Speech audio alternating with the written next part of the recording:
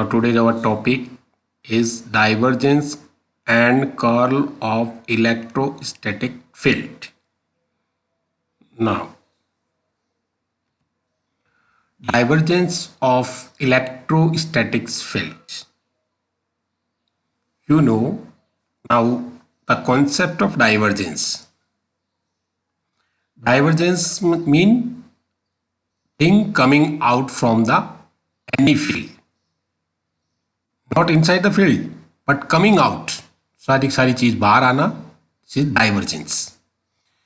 अब suppose electrostatics का मतलब मीनिंग यहाँ पे stationary charge, the field produce by stationary charge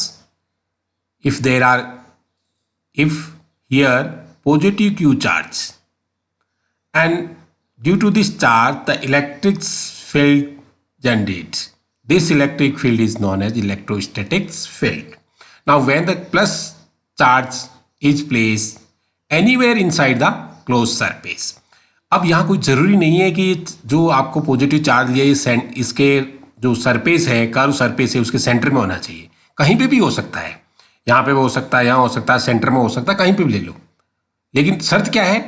inside the surface, surface के अंदर होना चाहिए, सरफेस के अंदर होना चाहिए, कहीं पे भी. इसलिए मैंने लिखा एनीवेयर. ठीक है. The line of flux passing through the surface, इस सरफेस से जो लाइन पास हो रही है, तो गॉस क्या कहता है? गॉस का नियम क्या कहता है? The total electric flux passing through any close surface is equal to the total charge enclose by the close surface. मतलब गॉस कहता है कि इस क्लोज सरफेस से पास होने वाला इलेक्ट्रिक फ्लक्स कितना होगा? वो होगा equal to the total charge enclose by the surface. ये total net flux equal to charge enclose upon epsilon dot. It is a permeability of space, free space. Okay. Now the net charge, net electric flux upon volume equal to charge enclosed epsilon upon mu. Up now here we consider a curved surface. This is the curved surface. यहाँ पे. Now we consider a small volume. Always consider a small volume so that electric flux is continuous. If we take the large volume, then this continuity may be take place, या discontinue आ जाएगी. इसलिए small dimension consider करते हैं अपन. ठीक है. Charge per unit volume. अब ये रो क्या है आपका? Charge per unit volume. तो चार्ज डिस्ट्रीब्यूशन इस वॉल्यूम के अंदर पूरा का पूरा चार्ज है, वो वॉल्यूम चार्ज डेंसिटी. और अपन कह सकते हैं कि ये जो आपका फ्लक्स होगा सरफेस पे, अब सरफेस पे कितना होगा देखो आपको, सरफेस पे फ्लक्स, नेट फ्लक्स कितना होगा? तो electric flux line dot ds यानी स्मॉल सरफेस. अब टोटल सरफेस पे कितना होगा? आपने इंटीग्रल कर दिया. ठीक है. ये इंटीग्रल हो गया आपका. अब इक्वल टू किस पे होगा? Volume charge density upon epsilon. अब टोटल कितना होगा? चार्ज पूरा वॉल्यूम, ये आपने डीवी वॉल्यूम के अंदर ये होगा आपका. अब टोटल इसमें कितना होगा? टोटल वॉल्यूम में कितना होगा? तो इंटीग्रल कर देंगे, वॉल्यूम इंटीग्रल. अब आपने गॉस डाइवर्जेंस थ्योरम क्या कहती है? गॉस डाइवर्जेंस थ्योरम कहती है कि surface integral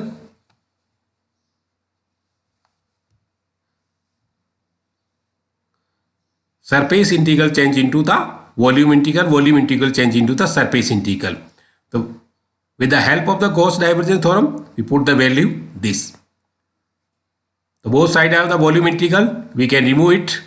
So we get the divergence of electric field equal to volume charge density upon mu epsilon. This is divergence of. Now, the curl of electrostatic field. अब electrostatic field का curl क्या होगा?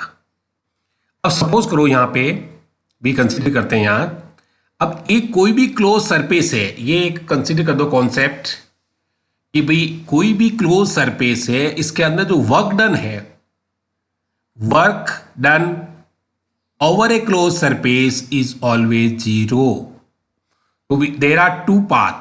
अब यहां पे दो path देखो consider कर रहे हैं अपन, जैसे कहां से बी से ई जा रहे हैं, ई से ए जा रहे हैं, और एक रास्ता है आपका ए से डी, ए डी से बी, बी डी ए, दो तरह का पाथ है. We know that any stationary field of centre force is conservative, means the value change point to point.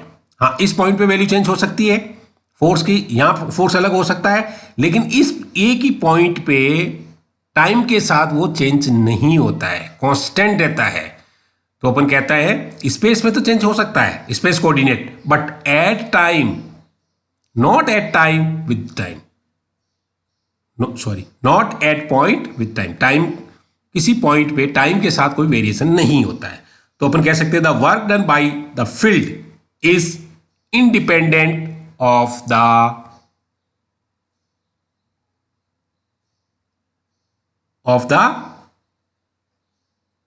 Difference path, of the difference path पे depend नहीं करता है. तो वी कैन से अपने अपने क्या यहां कंसिडर कर रहा था आपने वॉल्यूम, तो अपन कह सकते the work done over A close surface is zero. ठीक है. अब नाउ द वर्क डन क्या होता है आपका, force into displacement, F dot D L. अब यहां पे टोटल वर्क डन कितना होगा, तो लाइन इंटीग्रल कर लेंगे अपन. क्या कर लेंगे, line integral. Now force upon charge क्या होता है, electric field, put the value here. Now E is equal to this. अब here Q is equal to unit charge, Q को अपन यूनिट चार्ज ले लेते हैं. तो अब देखने इसमें देखो पाथ क्या हुआ आपका, BEA, ये हो गया आपका फ्लक्स, और यहां पे वापस से ADB ये. अब टोटल ये कितना हुआ, जीरो, तो ये भी जीरो, 2 टाइम्स कर दो और जीरो तो जीरो. अब फ्रॉम द स्टोक्स थ्योरम से अपन क्या कहते हैं, line integral change into surface integral, surface integral change into line integral. तो the line integral this change into the surface integral. Electric vector E vector dot dl vector equal to close surface del cross E vector dot ds vector.